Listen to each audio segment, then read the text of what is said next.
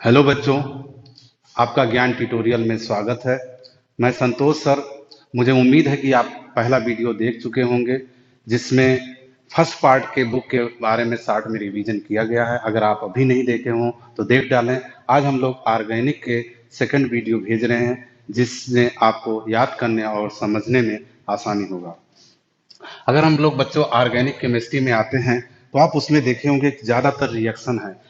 मतलब आपको कन्वर्जन है, एक कंपाउंड से दूसरे कंपाउंड को कैसे बदलेंगे, तो उसको उसमें तमाम नेम रिएक्शन है। तो आप तेजी से रिवीजन उसको कर डालिए। जैसे उसमें हम लोग बात करते हैं, सबसे पहले बच्चों हम लोगों को कन्वर्जन के लिए एक दो रिएक्शन ऐसे जरूर याद करिए जिससे कार्बन की संख्या डिक्रीज होती है और जिससे कार्बन की संख्या इंक्रीज होती है। जैसे अगर हम लोग बच्चों इंक्रीज करने के लिए कोई रिएक्शन आप बताइए जिससे कार्बन की संख्या इंक्रीज होनी बढ़ जाएगी, तो सबसे फेमस रिएक्शन आपका एक है जिसमें आपका ये नेम रिएक्शन में भी काम कर देगा, उर्ज रिएक्शन। ये हमारे कार्बन की संख्या को इंक्रीज करता है। तो इसको अगर हम कॉमन लैंग्वेज में लिखें तो R X plus two N A plus फिर R X in the presence of dry ether. तो यहाँ पे आर और R to form the alkane, और यहाँ पे आप बैलेंस से लिख लेंगे तो 2Na बन गया। तो ये उर्ज रिएक्शन है। इसमें देखो केमिस्ट्री में बच्चों मेन आपको रिएक्शन याद हो, अगर आप थ्योरी नहीं लिखेंगे तो भी आपको पूरे मार्क्स मिल जाएंगे। लेकिन अगर इसमें थ्योरी भी बनाना, अगर हमें रिएक्शन की नॉलेज है तो हम आराम से यहाँ बोल सकते हैं। अगर रिएक्शन की नॉलेज है, जैसे इसे आप बोलते हैं alkyl halide, that is the R X. Alkyl halide react with the sodium metal in the presence of dry ether to form the alkane member, और that reaction is called Urja reaction. अब इससे carbon की संख्या बढ़ जाती है। इसमें अगर आपको कम समझ में आती, इसी पर हम लोग एग्जाम्पल ले लेते हैं। CH3Cl plus 2Na plus CH3Cl, और ये आपने CH3CH3, इस तरीके से आपका हो गया C2H6 प्लस 2NaCl। तो इस ध्यान से आप देखिए कि एक कार्बन का मेन कंपाउंड था और कितने कार्बन का बन गया, दो, जिसे हम क्या बोलते हैं बच्चों, ईथेन। तो एक कार्बन से दो कार्बन पहुंच गया। अगर उस बैलेंस की निगाह से देखेंगे तो एक और एक यहाँ भी दो है और यहाँ भी दो है, लेकिन मेन कंपाउंड बच्चों एक कार्बन था और कहाँ पहुंच गया, दो। इसमें अगर आप लोग C2H5 ले लेते हैं, यहाँ मान लीजिए बदल देते हैं Br प्लस 2Na, तो इसमें से कोई भी एग्जाम्पल ये देंगे सब आपका रिएक्शन कौन सा होगा, उर्ज रिएक्शन। तो ये C2H5 C2H5 C4H10 plus 2NaBr, ये आपका ब्यूटेन बन गया। तो हमें एक कम से कम नॉलेज जरूर हो जो कार्बन की संख्या को इंक्रीज कर दे। दूसरा एक और कार्बन की संख्या इंक्रीज कर देता है, बड़ी अच्छी बात है बच्चों, वो भी आर एक्स से ही चलता है। अब आर एक्स में हम फिर ले लिए CH3Cl, और इसकी रिएक्शन KCN से करा दें, पोटेशियम साइनाइड, तो ये आपका KCl बन जाएगा। और यहाँ पे CH3CN जिसे हम बोलते हैं मिथाइल साइनाइड, और यहाँ पे KCl। ध्यान से देखिए बच्चों, यहाँ भी एक कार्बन का था और कितने कार्बन का हो गया, दो। तो कार्बन की संख्या बढ़ गई। तो उड़ से भी आप कार्बन की संख्या बढ़ा सकते हैं और KCl से भी कार्बन की संख्या बढ़ा सकते हैं। इसका एक फेमस नाम है उर्ज रिएक्शन, इसका ऐसा कोई नाम नहीं है। तो आप इससे भी कार्बन की संख्या बढ़ा सकते हैं जिसमें आपको कन्वर्जन में हेल्प मिलेगा। अब इस तुरंत हमको कम से कम एक या दो रिएक्शन आप जरूर याद रखिए बच्चों जो कार्बन की संख्या को डिक्रीज करता है, डिक्रीज जो करता है कार्बन संख्या। जैसे हमने एग्जाम्पल ले लिया, डिक्रीज में आप कई रिएक्शन पढ़े होंगे, लेकिन हमें एक रिएक्शन सबसे इजी लगता है जिसे आप बोलते हैं स्मिट रिएक्शन। ये भी एक आपका देखिए नेम रिएक्शन हो गया, SCHMID, स्मिट रिएक्शन। ये रिएक्शन कार्बन की संख्या डिक्रीज कर देती है, और एक नेम रिएक्शन भी है। ये स्टार्ट कैसे होता है, एसिटिक एसिड मतलब कार्बोक्सिलिक ग्रुप होगा, तो कम से कम आप दो का कार्बोक्सिलिक लेंगे, क्योंकि एक कार्बन की संख्या कम कर देगा, तो कम से कम दो लीजिए तो एक का फॉर्म हो जाएगा। और अगर तीन का लेंगे तो एक का कंपाउंड दो का बन जाएगा। तो यहाँ पे एसिटिक एसिड की रिएक्शन N3H, यहाँ पे कंसंट्रेट H2SO4। ये ध्यान दीजिएगा कि NH3 को बच्चों अमोनिया कहते हैं, उसको उलट के याद करिए, NH3 अमोनिया, ये N3H है और इसका नाम है हाइड्राजोइक एसिड। तो ये जो है आपको डायरेक्ट एमीन बना देता है। तो कितने कार्बन के एसिड है? दो। दो है तो एक कार्बन के एमीन बनेगा, CH3NH2 मिथाइल एमीन, या आईपीसी अभी आप जान रहे हो, एक कार्बन से मेथनामीन। साथ में ये हो जाएगा कार्बन डाइऑक्साइड और प्लस N2। तो इस तरीके से बहुत आसान रिएक्शन है आपकी। ये कार्बन की संख्या डिक्रीज भी कर दिया बच्चों, और एमीन का फॉर्मेशन भी कर दिया, जो आपका नाइट्रोजन कंटेनिंग कंपाउंड है, एमीन के प्रिपरेशन में काम देगा। कार्बन डाइऑक्साइड भी निकल रहा है, और कभी भी कार्बन डाइऑक्साइड का निकलना होता है तो that reaction is called decarboxylation. D मतलब हो गया रिमूवल, डीकार्बोक्सिलेशन, CAR, डीकार्बोक्सिलेशन मतलब कार्बन डाइऑक्साइड का निकलना। तो इसमें रिएक्शन मुझे बहुत सही लगता है, जो कार्बन की संख्या घटा देते हैं। लेकिन अगर और कोई रिएक्शन आपके दिमाग में आए, जैसे आप इसको हाई स्कूल और नहीं तो फर्स्ट ईयर में जरूर पढ़े होंगे, एक रिएक्शन था मीथेन की लैब मेथड, जिसमें CH3CONA, जो कि एसिड से ही काम कर देता। अब इसको जो है आपको इसमें लाना पड़ेगा, यानी सोडियम एसीटेट, तब आपका ये कार्बन की संख्या कम होगा। तो ये बहुत छोटे से, यानी 10th या फर्स्ट ईयर में आप देखे होंगे इस रिएक्शन को। ये sodium acetate react with soda lime. Soda lime क्या होता है? NaOH, सोडा और कैल्शियम ऑक्साइड, जिसे आप क्विक लाइम कहते हैं, जिसको लाइम के नाम से जाना जा रहा है। तो sodium acetate react with soda lime, इससे देखिए ये बन गया आपका CH3 और CH4, मीथेन बन गया।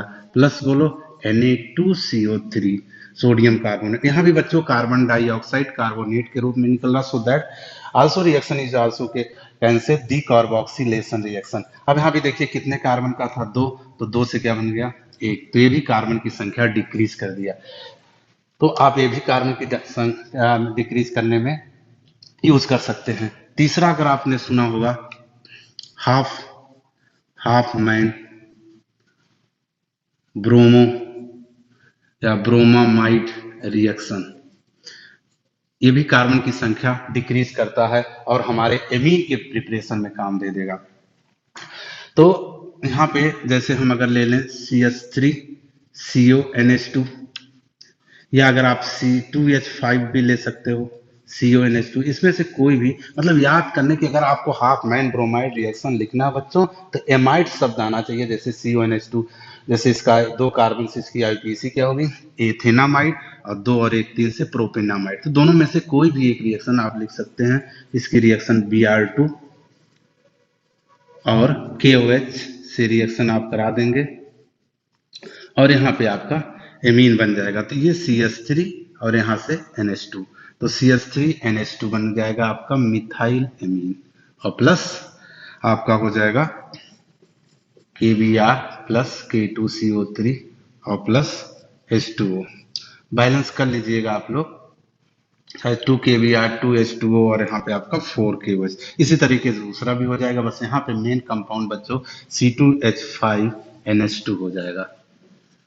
इसके बाद इसी तरीके से हम अगर यहाँ पे C6H5CONH2 ला देंगे, तो इसका नाम हो जाएगा, इसका है बेंजामाइड, बेंजामाइड।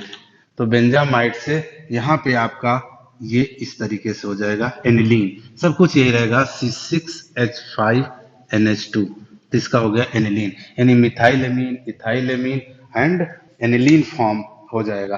तो ये इस तरीके से भी कार्बन की संख्या घटा सकते हैं। तो 1 2 3 हो गया। इसके बाद आपने अगर इसमें सुना होगा हुंस-डीकर रिएक्शन। हुंस-डीकर भी बच्चों कार्बन की संख्या को डिक्रीज करता है। हुंस-डीकर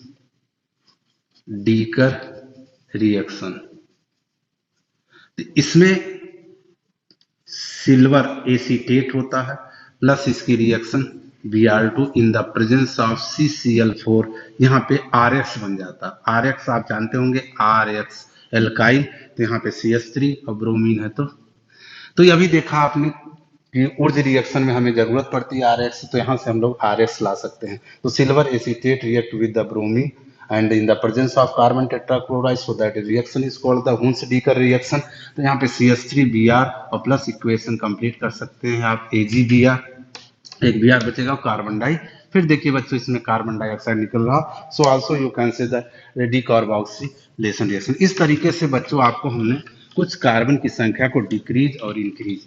अब ऐसा क्यों डिक्रीज इंक्रीज आपको बताया गया, क्योंकि जब भी कन्वर्जन टाइप आता है तो आपको जैसे छोटा सा एग्जाम्पल लें कि हमें सवाल आ गया, मान लो मीथेन से ईथेन बनाना, मीथेन टू ईथेन, तो इसका मतलब हुआ कि कार्बन की संख्या, तो सबसे पहले बच्चों हमें फार्मूला याद होना चाहिए कि हमें यहाँ से कहाँ जाना है, ईथेन में। फिर आप दिमाग लगाइए कैसे जाएंगे। अब यहाँ देखिए एक कार्बन, यहाँ दो कार्बन, यानी हमको इंक्रीजिंग में जाना, तो इंक्रीजिंग में कौन याद आएगा, वुड्स रिएक्शन होगा या केसियन बढ़ा देगा, जो भी आपको आसानी से वहां लगे आप अप्लाई कर सकते हैं। जैसे अगर आप इससे बात करेंगे भाई वुड्स रिएक्शन है, तो वुड्स रिएक्शन कहता है हम कुछ नहीं जानते, हमें चाहिए आर एक्स। वुड्स कहता है कि जब हम आर एक्स फॉर्म में होंगे तभी हम रिएक्शन कर पाएंगे। तो आप ये दिमाग लगाइए बच्चों कि मीथेन को हम आर एक्स में कैसे बदलें, इट मीन्स एल्काइल हैलाइड में कैसे लाया जाए। तो आप छोटे क्लास से पढ़ते आ रहे हैं, अगर इस रिएक्शन को हम क्लोरीन से रिएक्शन करा दें इन द प्रेजेंस ऑफ सनलाइट, और इसे आप बोलते भी हो chlorination, and also you can say the halogenation reaction. और ये मीथेन का बहुत अच्छा सब्स्टिट्यूशन रिएक्शन है, आपने देखा होगा कि एक एक हाइड्रोजन हटता जाता है और 4 स्टेप में रिएक्शन फॉर्म हो जाती है। पहला खैर हमें फर्स्ट की जरूरत है, तो यहाँ पे हम CH3Cl और प्लस क्या बन गया, HCl, ये मिथाइल क्लोराइड। अब RX आ गया, अब आप तुरंत आप क्या लगा दीजिए, अपना ऊर्ज रिएक्शन लगा दीजिए, जो अभी मैंने पढ़ाया था 2Na प्रेजेंस CH3Cl, यहाँ पे CH3CH3 C2H आपका क्या बन जाएगा 6 और प्लस 2NaCl। तो इस तरीके से आप ऊर्ज लगा करके अपने कंपाउंड को बदल दिए। अब जैसे अगर हम थोड़ी सी आपके जाएं रिएक्शन, जैसे आपका ऑर्गेनिक में पहला चैप्टर हेलो एल्केन और हेलो एरीन, तो हेलो एल्केन मतलब वही RX हो जाता है और एरोमेटिक में आपका यहाँ ARX हो जाता है। अब इसमें से जैसे अगर हमें बदलना है मिथाइल क्लोराइड, जैसे हमने यहाँ बोल दिया कि मिथाइल क्लोराइड से इथाइल क्लोराइड जाना है, तो यहाँ मिथाइल क्लोराइड का फार्मूला CH3Cl, आपको कहाँ जाना है C2H5Cl। फिर बच्चों हो गया कि हमें कार्बन संख्या इंक्रीज करना है, इंक्रीज जब करना होगा तो हमें फिर ऊर्जा लगाना पड़ेगा। तो थोड़ा शार्ट में भी देखिए, तो CH60 में भी मतलब आपका मेन कंपाउंड आप बनाइए। अब शार्ट में आप ऐसे कैसे इसको लिख सकते हैं, आप सीधे CH3Cl लिख दिया, एरो के ऊपर Na लिख दिया, और शायद ऐसे 60 में आप लिख दिया ऊर्ज, तो आप समझ गए अभी भी पढ़ाया कि इसके दो मॉलिक्यूल्स आपस में मिलेंगे और बन जाएंगे ईथेन। अब ईथेन तो बन गए इससे, लेकिन हमें जाना क्या है इथाइल, तो इसकी रिएक्शन अब किससे करा दो, क्लोरीन से, तो यहाँ पे क्या हो जाएगा C2H5Cl और प्लस HCl बनेगा। लेकिन एक से ज्यादा जब हम स्टेप शो करते हैं बच्चों, तो केवल मेन प्रोडक्ट दिखाई जाती है, दूसरा स्टेप लिखने की कोई जरूरत नहीं है। अब जैसे आप इंक्रीज, ऐसे आप इंक्रीज करने के पड़, ऐसे डिक्रीज का भी पूछा जा सकता है। डिक्रीज का मतलब अब इस सवाल को आप उल्टा कर दीजिए, तो उसमें जैसे हमने यहाँ पे इसी को उल्टा कर दिया, इथाइल क्लोराइड से हमें कहाँ जाना बच्चों, मिथाइल क्लोराइड। तो आप इस तरीके से 2-4 रिएक्शन इंक्रीजिंग डिक्रीजिंग का प्रैक्टिस कर डालिए, तो आपका कन्वर्जन कंफर्म हो जाएगा, क्योंकि 5 नंबर का करीब बच्चों कन्वर्जन, और 5 नंबर का ही व्हाट हैपेंड कैसे फाइंड करोगे, तो 10 नंबर के आ जाएंगे और लॉन्ग में भी कुछ आ जाएगा। तो अब इसको जैसे कार्बन की संख्या हमें क्या करनी है, डिक्रीज करनी है। अब डिक्रीज करने के लिए अभी अभी हमने पढ़ाया, देखिए कितने रिएक्शन आपका देखा आपने, स्मिथ रिएक्शन, हुंस डीकर रिएक्शन और हाफमैन ब्रोमाइड रिएक्शन, और आपने देखा मीथेन की लैब। तो जो आसानी से आप मिल जाए उसको आप आसानी से लागू कर सकते हैं। अब जैसे ये है, तो कोई भी हमने रिएक्शन देखा, अगर ध्यान से आप देखिए, किसी भी कार्बन की संख्या को डिक्रीज करना है तो हमें हर हाल में एसिड तक जाना पड़ेगा, यानी एसिटिक एसिड लाना पड़ेगा। तो ये आपका दिमाग चलना चाहिए कि कोई भी कंपाउंड मेरे सामने है, मुझे एसिड में डालना है, यानी कार्बोक्सिलिक ग्रुप लाना पड़ेगा, तब जाके वहां से आप कोई भी रिएक्शन लागू कर सकते थे। इसका मतलब अब इथाइल क्लोराइड को किस दिमाग से, किस स्टेप को आप अप्लाई करके उसको एसिड में लाइए। तो ये देखिए इथाइल क्लोराइड, अगर इसकी रिएक्शन हम बच्चों KOH से कर दें, जिसे हम बोलते हैं एक्वस, यहाँ पे ये C2H5OH, ये एल्कोहल हो गया, और ये बन गया KCl। फिर इसकी अगर हम लोग बच्चों ऑक्सीडेशन करें, ये एरो के ऊपर अगर कंडीशन याद है तो लिख देना K2Cr2O7 और नीचे हो जाएगा H2SO4। उसके बाद ये आपका हो जाएगा एल्डिहाइड और फिर इससे साथ में वाटर बन जाएगा। फिर इसकी अगर आप ऑक्सीडेशन कर दोगे CH3CHO और प्लस इसकी फिर ऑक्सीडेशन कर दोगे तो ये आपका हो जाएगा CH3COOH। अब हम एसिड में आ गए। अब हम एसिड के बाद कार्बन की संख्या डिक्रीज कर सकते हैं। अगर आपको स्मिट लगाना है तो एसिड से ही स्टार्ट कर दीजिए। अगर आपको किसी को मीथेन की लैब में जाना है तो इसको पहले NaOH से रिएक्शन करा के सोडियम एसीटेट ला दीजिए। किसी को अगर हुंस डीकल लगानी है तो इसकी सिल्वर हाइड्रोक्साइड से रिएक्शन करा के सिल्वर एसीटेट ला दीजिए। किसी को एमाइड वाले में जाना है हाफ मैन में तो इसकी अमोनिया से रिएक्शन कराइए और अमोनियम एसीटेट हो जाएगा, फिर इसको हीट करेंगे। तो सबसे आसान क्या लग रहा है कि अगर हम इसको क्या करा लें CH3COOH और इसकी रिएक्शन हम वही स्मिट लगा दे रहे हैं।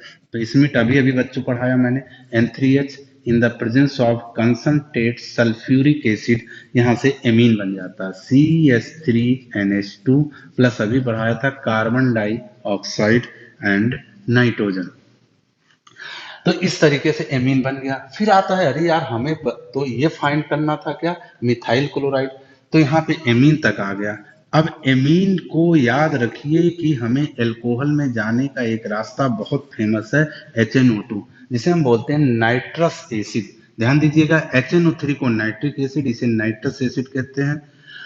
अब इस नाइट्रस एसिड को देखो कैसे ब्रेक करते हैं OHNO। ध्यान से देखिए बच्चों, ये HNO2 है HNO2।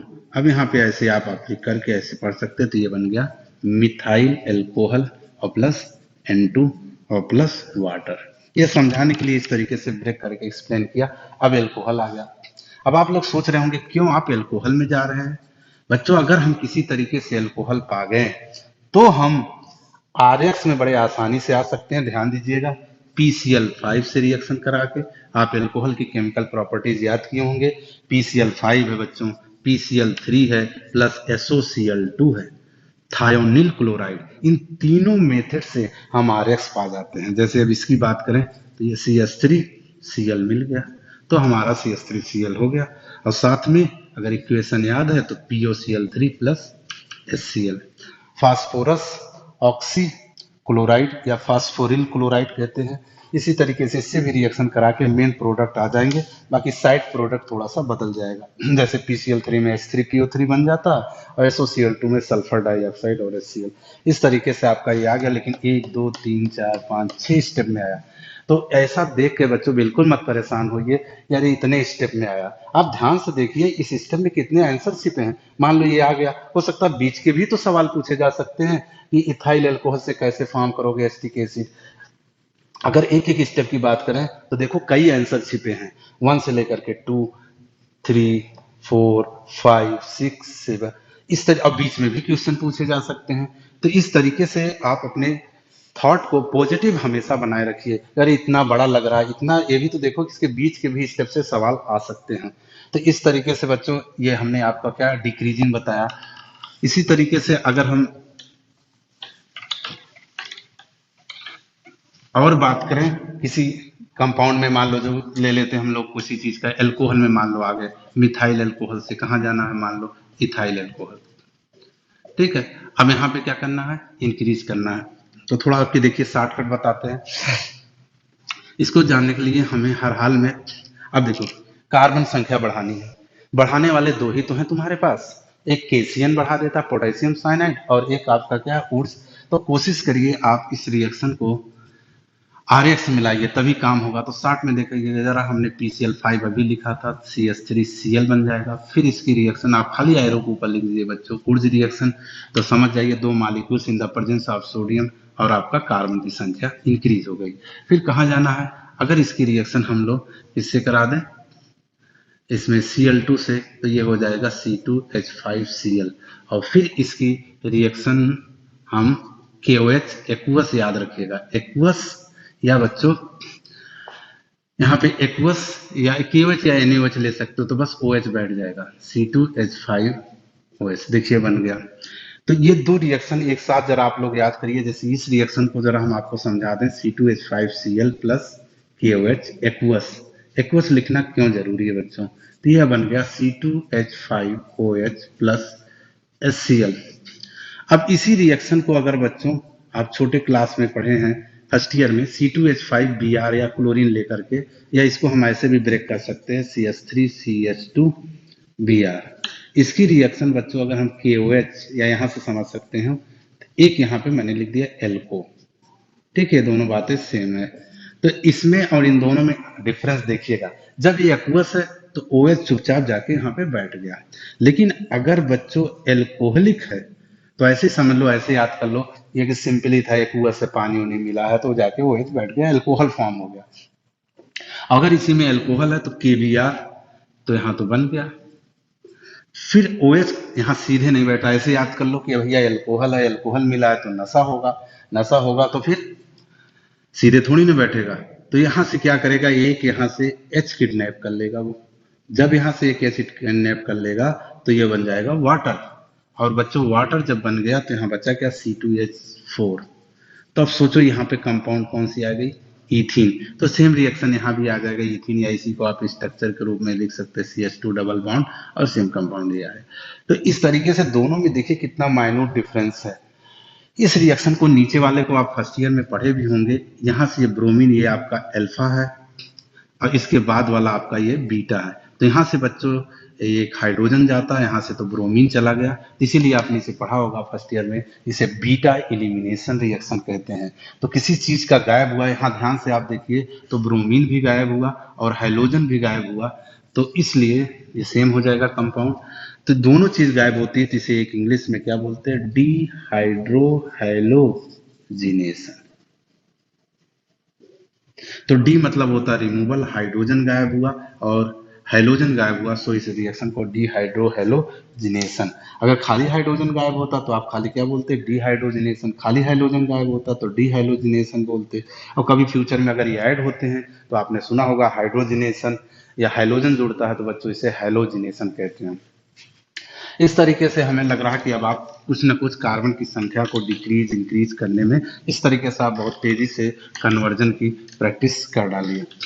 अब हम आ जाते हैं चैप्टर वाइज, अगर हम थोड़ा देखते जाते हैं बच्चों, halo alkane and hello arene की बात करें तो उसमें जो मेन रिएक्शन है, जिसमें नेम रिएक्शन जरूर आप याद कर डालिएगा, स्वार्ट रिएक्शन है, फिंकल स्टीन रिएक्शन है, सैंडमेयर रिएक्शन है।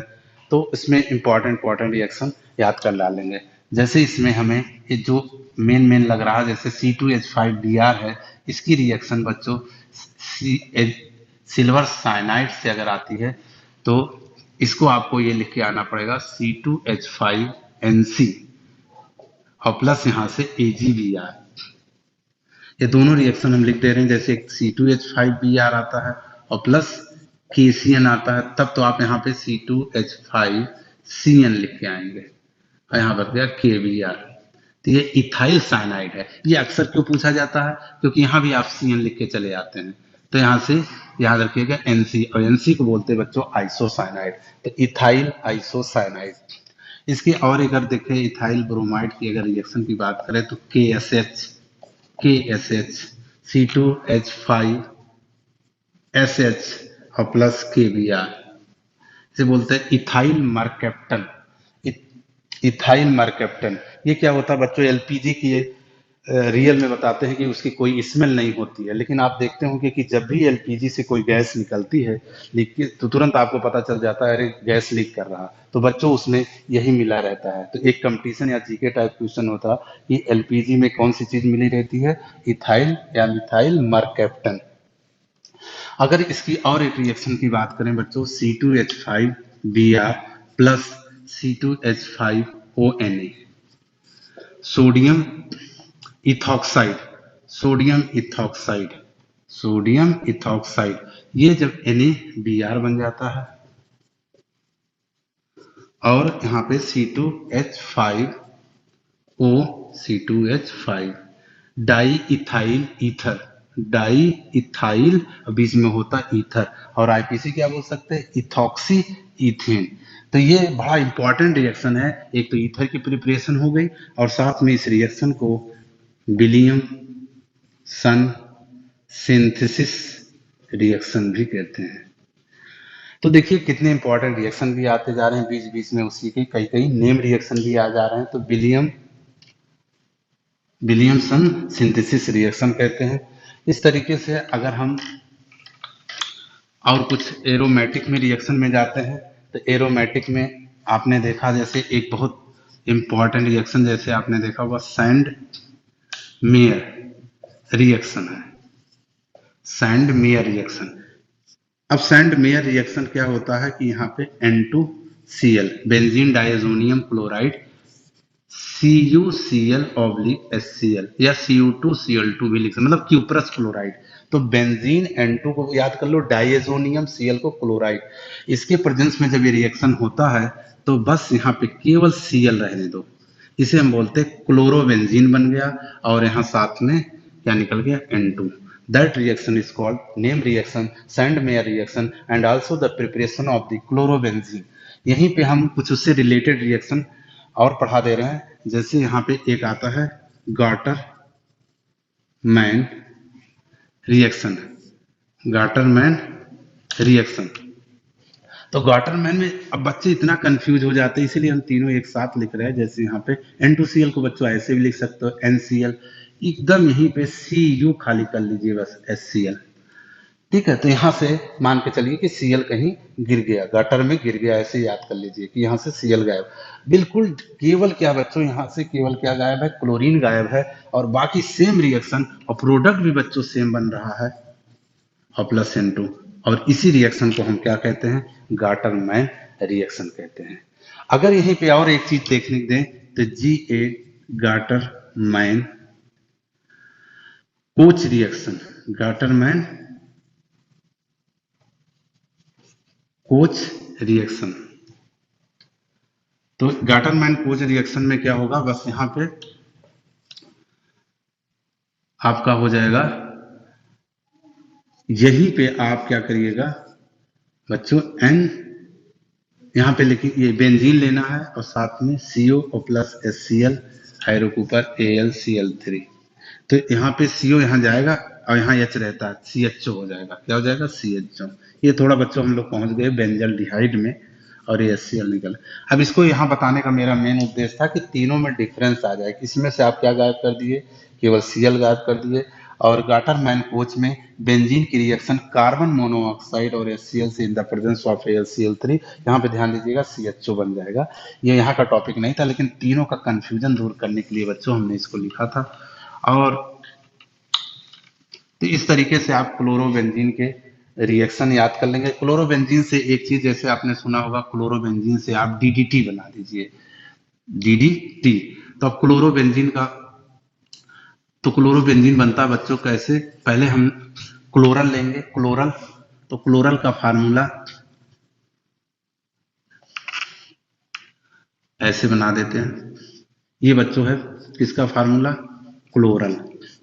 क्लोरल, अब क्लोरल कैसे याद रहे, अगर भूल जाता बच्चों तो मुझे लगता है कि एस्टल्डिहाइड का फार्मूला याद होगा। तो यहाँ का H हटा करके 3Cl लगा दूं, इसे आप ट्राई क्लोरो इथेनॉल भी बोल सकते हो, और नहीं तो इसका फेमस नाम क्लोरल। इसी क्लोरल से क्लोरोफॉर्म भी बनता है। इसकी रिएक्शन हम क्लोरोबेंजीन से करा रहे हैं, इससे क्लोरोबेंजीन से। ये हो गया, यहाँ पे आपका H, यहाँ भी क्या होगा H, यहाँ पे शॉर्ट फॉर्म में इस तरीके से आप वाटर निकाल लीजिए बस, इन the presence of concentrate H2SO4। और यहाँ पे बचेगा क्या, CCl3 C, और यहाँ पे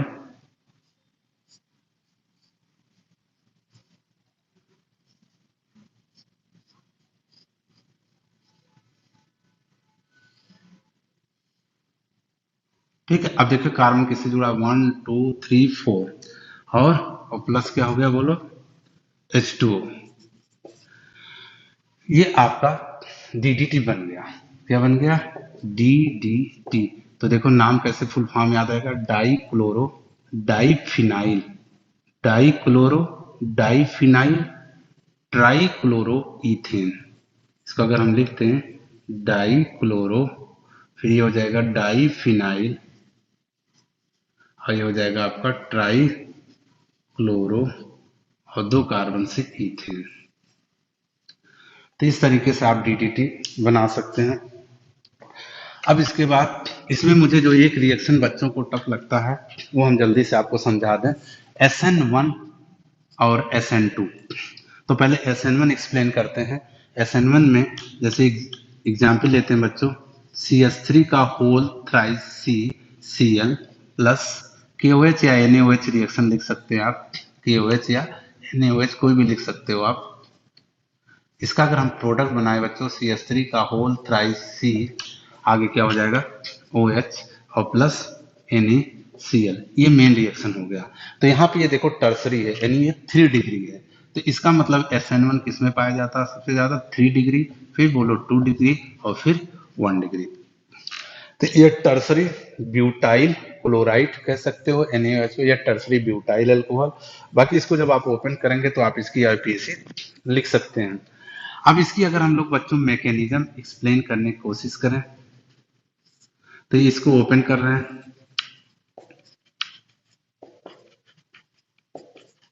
अब यहाँ पे आप इस तरीके से इसकी IPC भी दे सकते हैं, ठीक है, जैसे 1 2 3, ठीक है। तो ये हो गया आपका क्या, प्रोपेन, और 2 पे आपका क्या लिखा हुआ है, 2 पे आपका क्लोरो है और मिथाइल है, तो 2 क्लोरो और 2 मिथाइल प्रोपेन।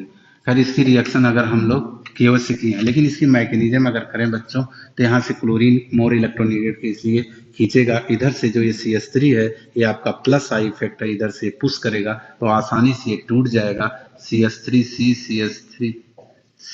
और यहाँ पे प्लस हो गया, ये टर्सरी ब्यूटाइल कार्बोकेटायन।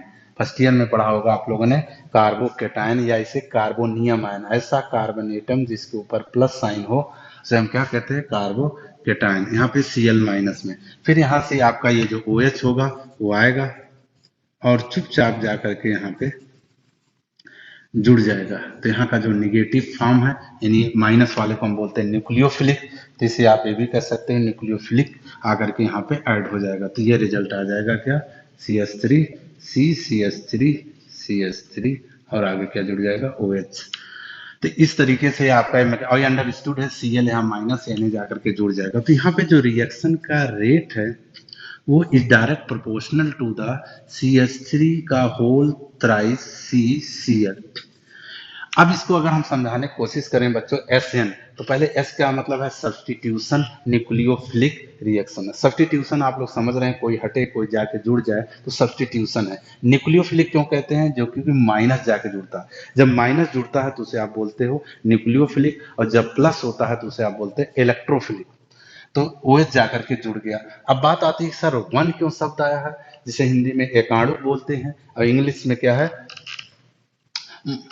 इंग्लिश में हो जाएगा आपका यूनिमालिकुलर। ये शब्द क्यों आया, तो जो ये हमारा रिएक्शन का ये जो रेट है इसे हम सब्सट्रैक्ट कहते हैं, और ये जो OH अटैक किया है इसे हम अटैकिंग रिएजेंट कहते हैं। तो ये रिएक्शन का रेट जो है केवल एक लोग के ऊपर डिपेंड कर रहा है, ये मतलब यही इधर से खींच रहा है, इधर से ब्रेक कर दिया। तो जब रिएक्शन का रेट केवल एक लोग के ऊपर बच्चों डिपेंड करेगा तो उसे हम क्या बोलेंगे, 1 शब्द। अब आगे चल करके अभी आपको समझाया जाएगा 2, तो इसलिए इसे 1 कहते हैं। इस तरीके से बहुत इंपॉर्टेंट रिएक्शन है और टफ भी माना जाता है, इसको आप एक बार प्रैक्टिस कर लेंगे। अब इसी में हम तुरंत आपको अगर SN2 समझाने की कोशिश करें तो SN2, और इसमें पलट जाएगा 1 डिग्री में सबसे ज्यादा होगा 2 डिग्री और फिर क्या 3 डिग्री। इसकी एग्जाम्पल आप देखिए, CH3Cl इसे यानी 1 डिग्री वाला, और प्लस वही NaOH, KOH से रिएक्शन करा करके CH3OH प्लस NaCl। ये तो हो गया बच्चों मेन रिएक्शन। अब मैकेनिज्म का मतलब आप जानते हैं, कैसे बॉन्ड टूटे और कैसे जुड़े, उस स्टेप को शो करना मैकेनिज्म कहलाता। अब यहाँ पे जैसे CH है, मान लो ऐसे 3H ले लिया, ठीक है, Cl है, अब इधर से ये निकल रहा है, तो यहाँ पे जो है ये बहुत वीक है। इस तरीके से इधर से समझ लो कि बहुत ज्यादा पुश नहीं मिल रहा, धक्का नहीं मिल रहा, यहाँ से OH आता है इधर से, क्योंकि इधर से Cl माइनस के फॉर्म में निकलने की कोशिश कर रहा हो। तो एक कंडीशन ऐसी आती है बच्चों, इसको अगर हम ऐसे लगा लेते हैं, OH पूरा डर डर डर और यहाँ पे CH3 और इस तरीके से आप कंडीशन समझ सकते हैं। मतलब ये Cl धीरे धीरे निकलने की कोशिश कर रहा है, इधर से OH धीरे धीरे जुड़ने का प्रयास कर रहा है। तो ये जो टाइप की कंडीशन है, जैसे आप लोग अपने लाइफ में सोचते होंगे कभी कभी, अब मान लो अब आपको यहाँ पे ग्रेजुएशन करने जाना है, तो कई कॉलेजों के अब आप फॉर्म भरेंगे, तो पता लगे 2 कॉलेजों में आपका नाम आ गया, तो एक दिन या जरूर आप सोचते हैं कि ये वाला कॉलेज लें, ये वाला कॉलेज लें। तो एक ऐसी कंडीशन या कई ऐसे थॉट आपके लाइफ में आते रहते हैं कि 2 विचारधाराएं आ जाती हैं और कौन सा डिसीजन लें। तो यही कंडीशन इसकी भी आ गई है कि इस टाइप के कंडीशन ना पूरी तरीके से निकल पाया है, ना जुड़ पाया है, तो that condition is called transition stage. Hindi medium बच्चे से बोलते हैं संक्रमण की अवस्था। तो ट्रांजिशन स्टेज वो है जो अभी पूरी तरीके से ये निकल नहीं पाया, ना ये जुड़ पाएगा। लेकिन फिर क्या हुआ, मान लो ये अब निकल गया, तो निकल गया तो OH को आप सीधा कर सकते हैं CH3OH, और यहाँ से Cl निकल गया, यानी कुल मिला के आपका प्रोडक्ट आ गया और अंडरस्टूड है Cl माइनस जाके OH से मिल गया।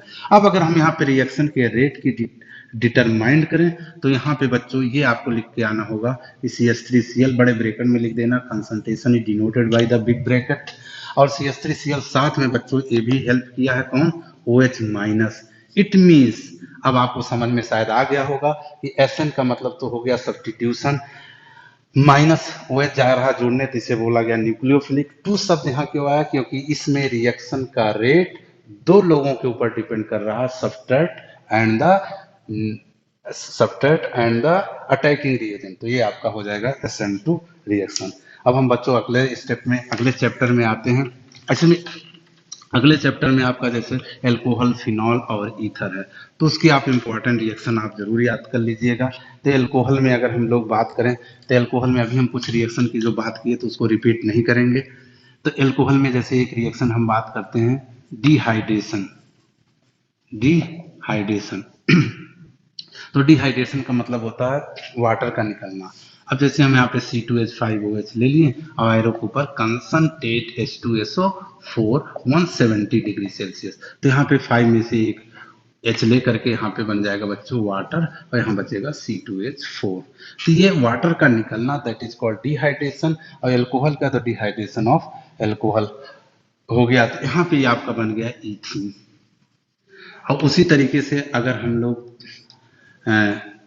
और इसका जो है एक रिएक्शन है, जैसे आप हम लोग करें कि यहाँ पे C2H5OH है, इसकी अगर हम लोग कंसंट्रेट H2SO4 ही लें बच्चों, और इसकी जो है 140 पे रिएक्शन कराते हैं, तो यहाँ पे देखिए कितना माइनर और कितना इंपॉर्टेंट रिएक्शन है। एक जब 170 पे हो रहा है तो ईथीन बन रहा है, और जब 140 पे हो रहा है देखिए क्या बन रहा है, C2H5O C2H5 और प्लस H2O, यानी डाई इथाइल ईथर बन रहा है। यानी यहाँ पे ईथर की प्रिपरेशन होगा, ये फर्स्ट ईयर का ईथीन की प्रिपरेशन हो गया। यहाँ 2 से इंटू कर लेना। अगर ये कम समझ में आ रहा तो आप बच्चे इसको ऐसे भी देख सकते हो, इथाइल एल्कोहल को मैंने कितने मॉलिक्यूल्स लिया, C2H5OH, और यहाँ से H और ये OH मान लीजिए, तो क्या बचा यहाँ पे C2H5O और C2H5। आगे आप समझ में, C2H5O C2H5 और प्लस अपना वाटर वगैरह बन गया। तो इसकी इंपॉर्टेंट रिएक्शन आप एल्कोहल के, इसमें एल्कोहल में टेस्ट भी है आपका, जैसे लूकास टेस्ट है, तो एल्कोहल के टेस्ट में होता है जैसे प्राइमरी एल्कोहल, सेकेंडरी एल्कोहल और टर्सरी एल्कोहल। तो इसके जो है ये तीनों का टेस्ट कैसे हम अलग करेंगे, प्राइमरी सेकेंडरी। तो आप एक टेस्ट ट्यूब में लूकास रिएजेंट ले लिए। लूकास रिएजेंट किसे कहते हैं, एनहाइड्रस जिंक क्लोराइड और कंसंट्रेट HCl, याद रहेगा, anhydrous zinc chloride and concentrate HCl को हम लूकास रिएजेंट कहते हैं। और 3 टेस्ट ट्यूब में आप ले लीजिए, और तीनों टेस्ट ट्यूब में अगर आप टर्सरी अल्कोहल में जाएगा तो पहले तीनों अल्कोहल आपको याद है कि नहीं, RCH2OH ये आपका प्राइमरी है, 2 R ले आइए, CHOH ये आपका सेकेंडरी है, 3 R ले आइए और यहाँ पे ये आपका टर्सरी है। 1 डिग्री, 2 डिग्री, 3 डिग्री अल्कोहल भी कहते हैं। तो अगर जैसे आप टर्सरी में ये डालेंगे तो ऐसे वाइट टर्बिडिटी आ जाएगी, और ये 5 मिनट बाद आएगा, और ये नॉर्मल टेम्परेचर में इसमें कोई टर्बिडिटी, अगर हिंदी मीडियम बच्चे हैं कोई धुंधलापन नहीं आएगा। इस तरीके से आप तीनों को अलग कर सकते हैं। फिनॉल फिनॉल में आपका जैसे एक दो प्रिपरेशन आपको याद रहना चाहिए कि फिनॉल कैसे बनेगा। जैसे फिनॉल का एक रिएक्शन देखिए, C6H5N2Cl बेंजीन डाइएजोनियम क्लोराइड, और इसका आप स्टीम से रिएक्शन करा दीजिए तो C6H5OH प्लस आपका हो जाएगा OH यहाँ जुड़ जाएगा, यहाँ HCl और N2, इस तरीके से आपका ये आपका फिनॉल बन गया। फिनॉल के कुछ इंपॉर्टेंट रिएक्शन भी आप याद कर लीजिएगा। जैसे फिनॉल की रिएक्शन अगर हम लोग बच्चों Zn से कराएं तो ये क्या हो जाता है, जिंक ऑक्साइड और बेंजीन बन जाता है। ठीक है, तो बेंजीन। फिनॉल में आप पिक्रिक एसिड जरूर पढ़ लीजिएगा बच्चों। जैसे फिनॉल है, फिनॉल का फार्मूला ये है, इसकी आप रिएक्शन अगर आप HNO3 कंसंट्रेट से कराते हैं और कंसंट्रेट H2SO4 तो यहाँ पे एक OH कंसंट्रेट, यहाँ पे NO2 और यहाँ पे NO2 और यहाँ पे भी NO2 है। ठीक है, और प्लस आपका 3H2O, तो ये आपका नाइट्रेशन भी हो जाएगा। तो यहाँ जो बना ये आप ऐसे बोल सकते हैं, इसका नाम फिनॉल हो गया। और यहाँ पे अगर 3 बार है तो ट्राई नाइट्रोफिनॉल, ट्राई नाइट्रोफिनॉल। तो इसे हम ट्राई नाइट्रोफिनॉल या नंबर पे है 1 2 3 तो 2 1 2 3 4 5 6, तो ये भी लिख सकते हैं, कई कई बुकों में लिखा 2 4 6। इसका बहुत फेमस नाम है पिक्रिक एसिड, पिक्रिक एसिड। तो इस तरीके से आप इसको फिनॉल के रिएक्शन, फिनॉल का एक रिएक्शन जैसे थोड़ा सा टफ माना जाता है कि थैलिक एनहाइड्राइड से रिएक्शन, इससे थैलिक एनहाइड्राइड, जैसे ये है, ये आपका हो गया थैलिक एनहाइड्राइड। इसके में फिनॉल के 2 मॉलिक्यूल्स ले लेंगे आप।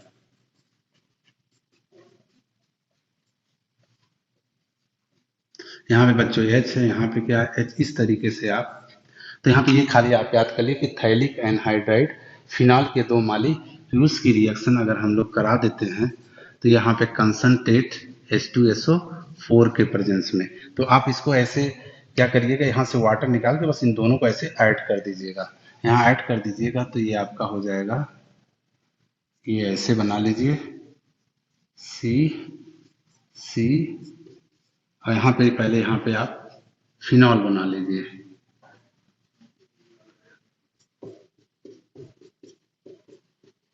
इससे फिर जोड़ दीजिए, ये आपका हो जाएगा HPH, इंडिकेटर सुने होंगे, फिनॉल फतेलिन, फिनॉल फतेलिन साथ में वाटर आपका बन गया। तो ये थोड़ा सा टफ रिएक्शन माना जाता था, बाकी कपलिंग रिएक्शन है आप देख लेंगे। ईथर में अगर बात करें तो बच्चों अभी विलियम सिंथेसिस से बना है, हमारा इथाइल अल्कोहल से बना है। और बस ईथर में एक रिएक्शन बहुत इंपॉर्टेंट है केमिकल प्रॉपर्टीज में, जैसे C2H5HI, तो यहाँ पे आपका कोल्ड होगा, कोल्ड या डाइल्यूट से इसे HI से रिएक्शन, और एक होता है C2H5O, C2H5 die ethyl ether है, इसकी रिएक्शन HI से है, बस यहाँ पे हॉट होगा। तो यहाँ पे जब ये होगा तो इसको ऐसे याद कर लीजिए आप लोग, HI थोड़ा यहाँ से ला के समझा रहे हैं ये, तो C2H5OH और प्लस C2H5I, यानी ethyl alcohol and ethyl iodide. तो ईथर की HI से रिएक्शन, लेकिन अगर हार्ट होगा बच्चों, कोई कंडीशन नहीं देगा तो दोनों में से कोई आप लिख दीजिएगा, अगर हार्ट होगा तो केवल इथाइल आयोडाइड बनता है और प्लस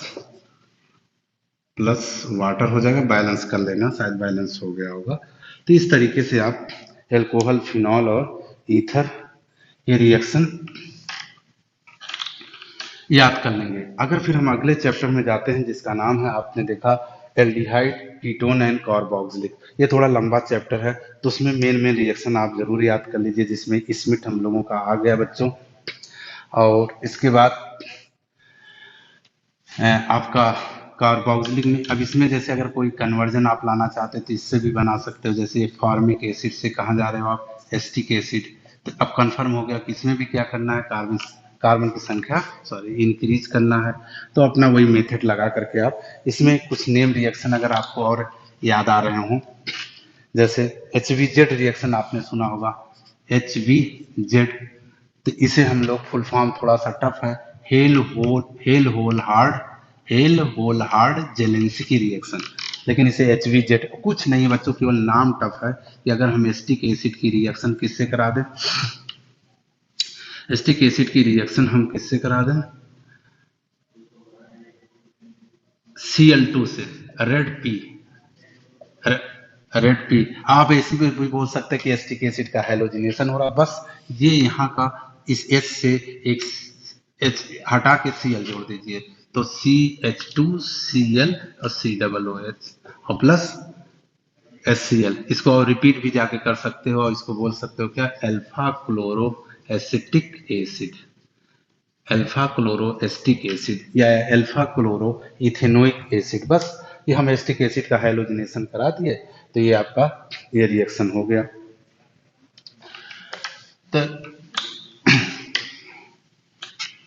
इसमें एक चीज जैसे बच्चों है, जैसे एल्डिहाइड की बात किया तो देखो ये थोड़ा डिजाइन बनेगा भले, लेकिन ये रिएक्शन बहुत टफ माने जाते हैं। और ध्यान समझ लीजिए आप लोग, ये है आपका जैसे फॉर्मल्डिहाइड, तो फॉर्मल्डिहाइड को ऐसे बनाया गया, सिंपली इसे हम SCHO कहते हैं।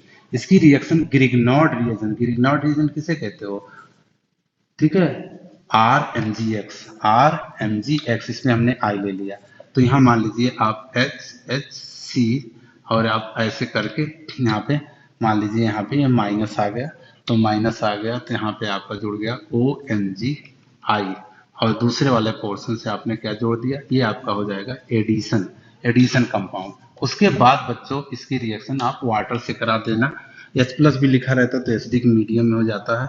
अब यहाँ पे आप यहाँ पे CH3 देखिए, अगर आप यहाँ पे H ऐसे रहने दीजिए C, और यहाँ पे आपने मान लीजिए क्या जोड़ दिया, यहाँ पे OH, यहाँ से एक H चला गया और यहाँ आपका CH3, अगर यहाँ से H चला गया तो यहाँ MgI बचा और यहाँ क्या OH।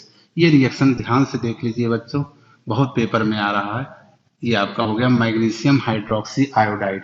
ये बहुत डिजाइन में बना तो आप लोग कंफ्यूज होने लगते हैं, अगर आप सिंपली करिए इसे तो CH3 CH2OH, यानी इथाइल अल्कोहल जिसे हम 1 डिग्री एंड प्राइमरी अल्कोहल कहते हैं। तो ये फॉर्मल्डिहाइड से, अब ज्यादा समझाने की चीज नहीं है बच्चों। अगर हम यहाँ पे क्या ले लेते हैं, ये यहाँ पे H या यहाँ पे CH3 कर लिए, बस एसिटल्डिहाइड CH3 CH2 और यहाँ पे फिर वही ग्रिग्नॉर्ड रिएजेंट, और फिर इस तरीके से आप बिल्कुल जोड़ते चले जाइए। H, फिर यहाँ हो गया C, यहाँ पे आपका हो गया OMgI और यहाँ पे हो गया आपका CH3 और फिर वाटर से, फिर यहाँ पे आप जोड़ दीजिए CH3H, यहाँ पे OMgI और यहाँ पे आपका हो गया CH3 और प्लस सेम चीज आ गई, अरे OMg यहाँ पे अब हो जाएगा OH, सॉरी यहाँ पे तो CH3 देख रहे हैं आप, ऐसे भी लिख सकते हो CH3 आगे बोलो CHOH, CH3 ये आपका आइसोप्रोपाइल अल्कोहल भी है और साथ में आपका सेकेंडरी अल्कोहल। तो ये बड़ा अच्छा रिएक्शन है कि प्राइमरी भी बना देता, सेकेंडरी भी बना देता। और टर्सरी में क्या करना है बच्चों, टर्सरी लाने के लिए क्या करो, यहाँ पे CH3 और यहाँ पे आपका ये एसीटोन हो गया, एसीटोन और प्लस यहाँ पे आप ग्रिग्नार्ड, ठीक है। इस तरीके से इसको भी आप जोड़ देंगे CH3 COMgI और यहाँ पे आपका CH3 और आगे फिर HOH रिएक्शन, यहाँ पे आपका क्या हो जाएगा CH3 यहाँ पे क्या था OH और यहाँ पे हो गया आपका CH3 और प्लस ये आपका 3 डिग्री अल्कोहल हो गया, टर्सरी ब्यूटाइल अल्कोहल, नहीं था PC दे डालिए 1 2 3 को आपको क्या कहते हो प्रोपेन, और 2 पे क्या लगा है आल, प्रोपेन 2 आल और 2 पे आगे मिथाइल।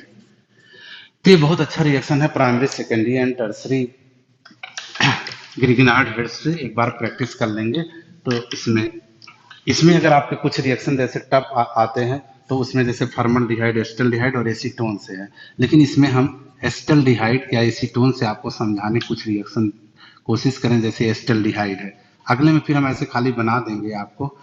ये एसिटल्डिहाइड एसीटोन, इसके कुछ रिएक्शन आप लोग पढ़े होंगे जैसे हाइड्रोक्सिल एमीन, थोड़ा इनके नाम टफ हैं, ये ग्लूकोज में भी आपका हेल्प देगा, हाइड्रोक्सिल एमीन, ये नाम याद हो जाए हाइड्रोक्सिल एमीन।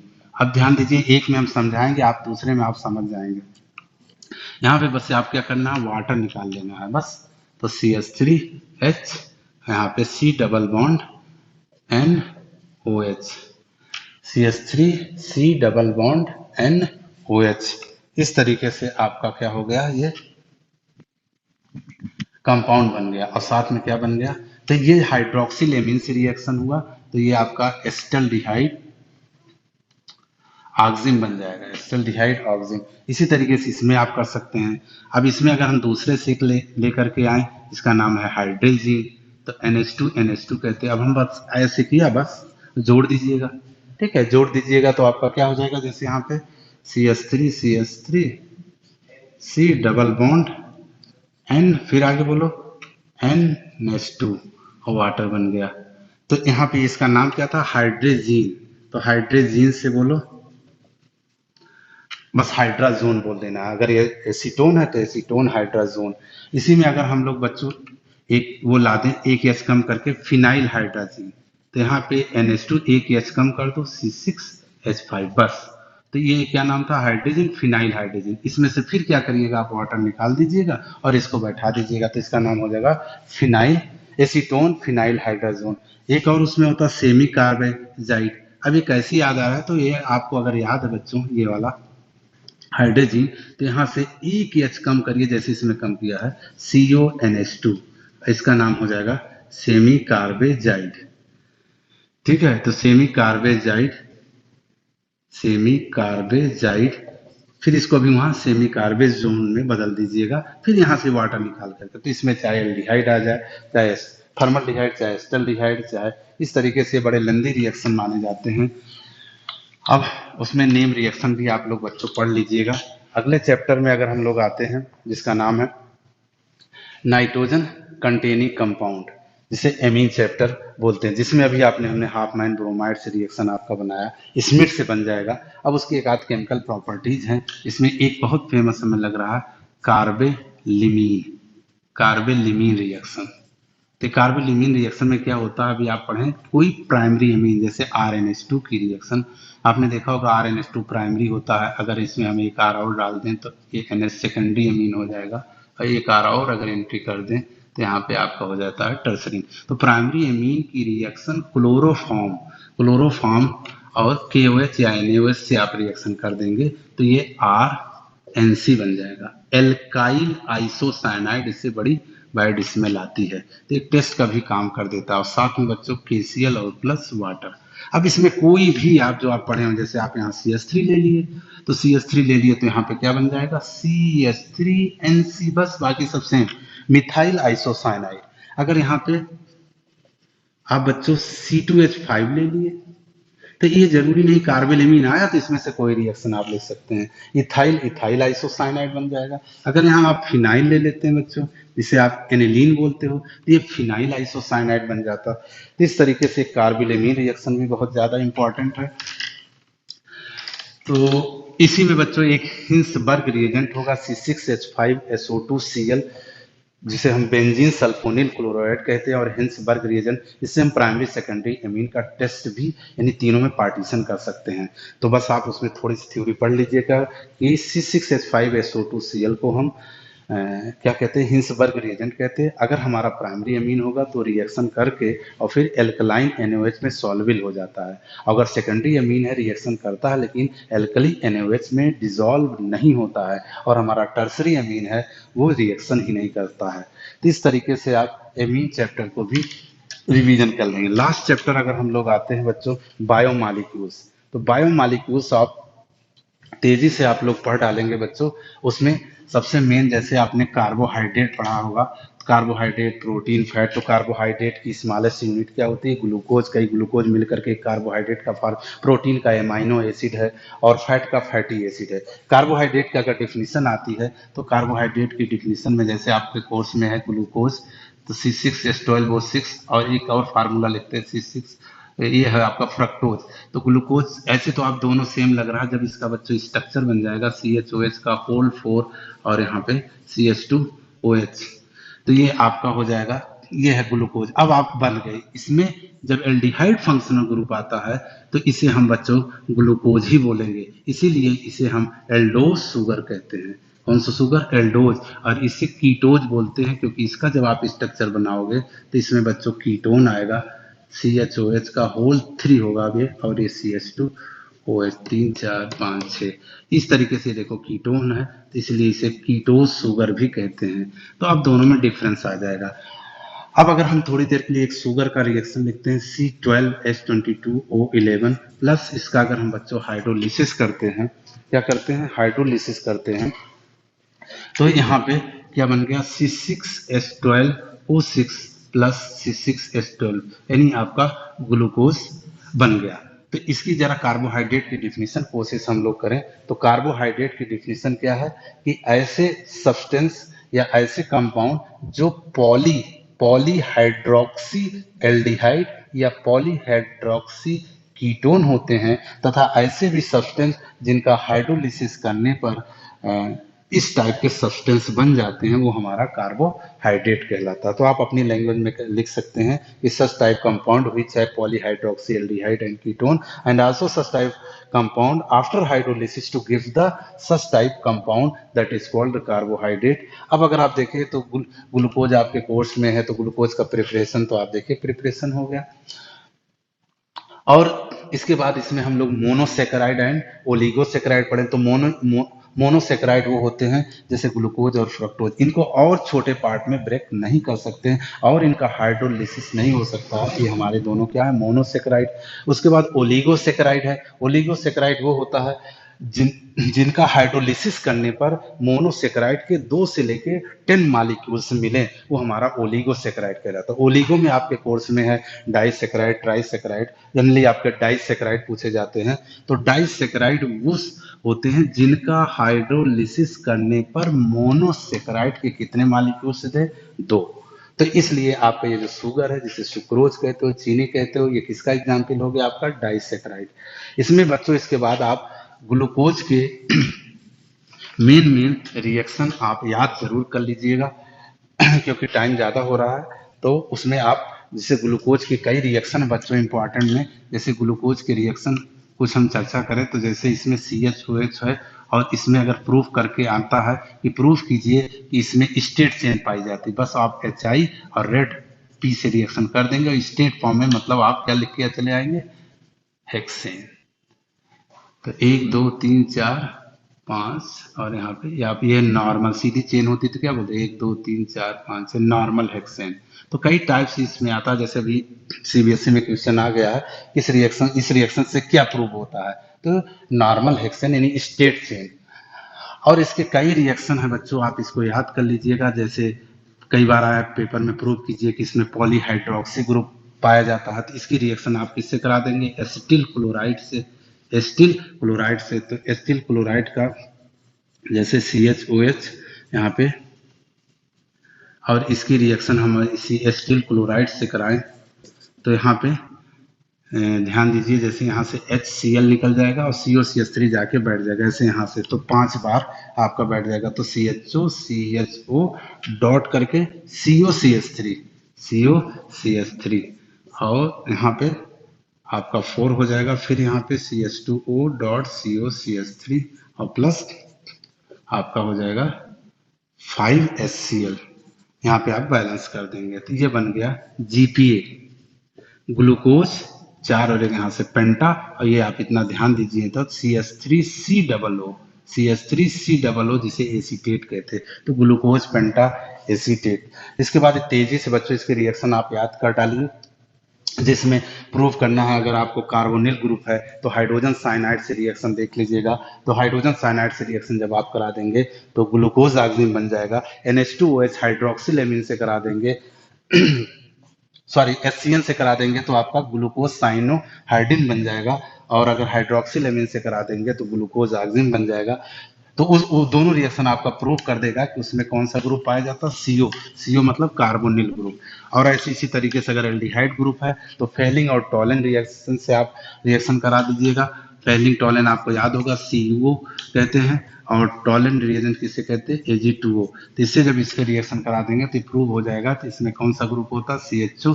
फिर आपने जैसे CH लिया और यहाँ पे CHOH का क्या 4 और यहाँ पे CH2OH, इसमें से दोनों में से कोई देख लेंगे।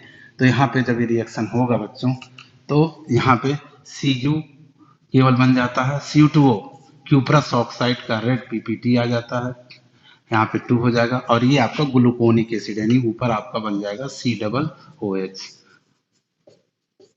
और यहाँ पे इस तरीके से आपका यहाँ पे 2Ag सिल्वर मिरर बन जाएगा, और फिर यहाँ पे ग्लूकोनिक एसिड हो।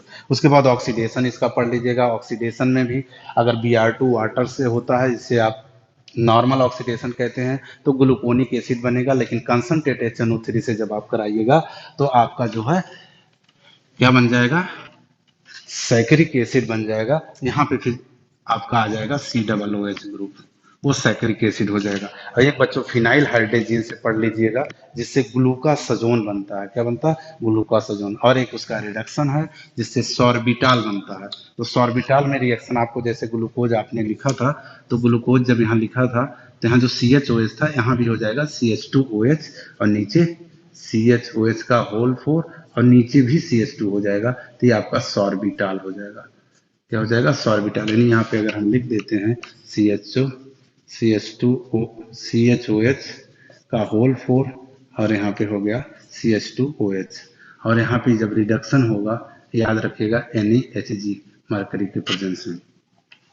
तो इस तरीके से आप लगभग ग्लूकोज, और इसमें एक टॉपिक आपका लिखा होगा बच्चों, ज्यूटर आयन, ज्यूटर आयन, वो आप देख लीजिएगा। अगर कोई क्वेश्चन इस टाइप की भी चीजें, एक जैसे मेरे पास क्वेश्चन है बच्चों, एक कोई ऑर्गेनिक कंपाउंड है, ए है, एक कोई ऑर्गेनिक कंपाउंड है, ए है, और इसकी रिएक्शन हम लोग NaOH से करते हैं, NaOH से करते हैं, और NaOH से करने के बाद एक कंपाउंड बनता है B&C। तो B में आपका है, दे रहा है C7H8O, ये कंपाउंड है, और इस C का रिएक्शन, फिर ये कह रहा है कि अगर B का हम लोग क्या कराते हैं, ऑक्सीडेशन, तो ये कंपाउंड ए बन जाता है। और फिर इस C की रिएक्शन अगर बच्चों हम लोग किससे, NaOH और CaO से कराते हैं, तो कहता है बेंजीन बन रहा है। तो इस टाइप के भी अगर बाई चांस रिएक्शन आ जाते हैं किसी अनसॉल्व में, ये था, ध्यान से एक सवाल समझिएगा। एक कोई ऑर्गेनिक, OC मतलब ऑर्गेनिक कंपाउंड है, कंसंट्रेट NaOH से रिएक्शन होता है, एक B कंपाउंड फॉर्म होता है, और साथ में C होता है। अगर इसकी NaOH कैल्शियम ऑक्साइड, तो बेंजीन। तो इससे रिलेटेड इसके रिएक्शन देने होंगे, और आपको बताना होगा कंपाउंड कौन है। तो थोड़ा गेस करिए बच्चों कि अगर NaOH CO से बेंजीन, तो अगर आप देखिए ये बेंजीन की लेबोरेटरी मेथड है, तो यहाँ से गेस हो रहा है कि बच्चों C क्या है। C आपका गेस हो रहा है कि यहाँ पे अगर आपको याद हो C6H5COONA, सोडियम बेंजोएट, इससे रिएक्शन हो रहा है। लेकिन अब B को अगर आप इधर उधर करिए, तो B को अगर आप इस इधर उधर सेट करिए, तो C6H5CH2OH 67528 ये लग रहा है आपका। ये है इतना बच्चों बेंजाइल एल्कोहल, और फिर इसकी ऑक्सीडेशन होता है। तो फिर यहाँ पे अब अगर आप यस करिए, किसी भी एल्कोहल का अगर ऑक्सीडेशन होता है तो क्या फॉर्म होता है, एल्डिहाइड। इसका मतलब लग रहा है बच्चों कोई न कोई एल्डिहाइड लग रहा है। तो इससे आएगा तो कौन सा एल्डिहाइड आएगा, बेंजल्डिहाइड। अब इसकी हम रिएक्शन देखने की कोशिश करें बच्चों, क्योंकि पूरा रिएक्शन दोगे ऐसे नहीं, 5 नंबर मिलेगा, 5 नंबर। तो ये हो गया बेंजल्डिहाइड। अगर आपको याद हो NaOH से अगर इसका रिएक्शन हो रहा है, NaOH, तो बहुत इंपॉर्टेंट रिएक्शन है, अब आपके दिमाग में आ जाना चाहिए। हम और हिंट दे दे रहे हैं, इसके 2 मॉलिक्यूल्स लिए जाते हैं। अगर आपको याद हो तो इसके जब 2 मॉलिक्यूल्स लिए जाते हैं, एक का ऑक्सीडेशन होता है, और एक का ऑक्सीडेशन, जब किसी भी एल्डिहाइड का ऑक्सीडेशन होता है तो क्या बनता है, एल्कोहल बनता है। और दूसरा जब फिर इसका क्या हुआ है, एल्डिहाइड का ऑक्सीडेशन, सॉरी एल्डिहाइड का रिडक्शन होगा, सॉरी बच्चों एल्डिहाइड का रिडक्शन होगा तो एल्कोहल बनेगा। और जब ऑक्सीडेशन होगा तब जाकर के वो एसिड बनेगा। लेकिन जब एसिड बनेगा, वहां बैठा हुआ बेस उससे रिएक्ट कर जाएगा, तो ये हो जाएगा सॉल्ट, सोडियम बेंजोएट।